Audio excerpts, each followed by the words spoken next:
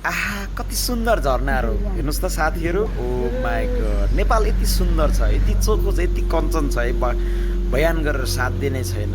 आज म नुवाकोट जिल्ला र धादिङ जिल्लाको ठ्याक्क बोर्डर पर्ने बेल खोलाको यतापट्टिको यो च्यार्लाङ झरना हेर्नुहोस् त कति सुन्दर छ साथी हो। काठमाडौँबाट त्रिशुली हुँदै मेगाङ देउराली हुँदै किमताङ हुँदै पाचेत हुँदै ठ्याक्क यो झरनामा आइपुग्न ठ्याक्क 3 घन्टा लाग्छ। वाउ, हेर्नु त यो च्यार्लाङ झरना कति सुन्दर छ, कति मनमोहक। ओ माई गड, अब चाहिँ हामी नाल्मो झरनातिर जाँदैछौँ है साथी हो।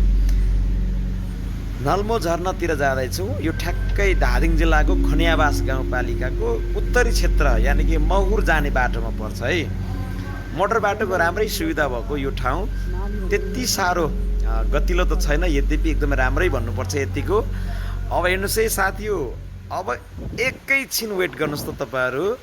अब हेर्नुहोस्, नेपाल अत्यन्तै सुन्दर छ, Nepal is very beautiful country. Let's go now Nalmo झरना। अब हेर्नुहोस् है, यस नाल्मो झरना। ल हेर्नुहोस् त कति राम्रो, wow, it's very amazing, very beautiful. Wow, कति सुन्दर, हेर्नुहोस् त कति अग्लो झरना, कति कहाँ माथिबाट चाहिँ आएको है, झरेको। यो सामान्य छ त, भाङ्गी झर्नाभन्दा कम छ त छैन नि है।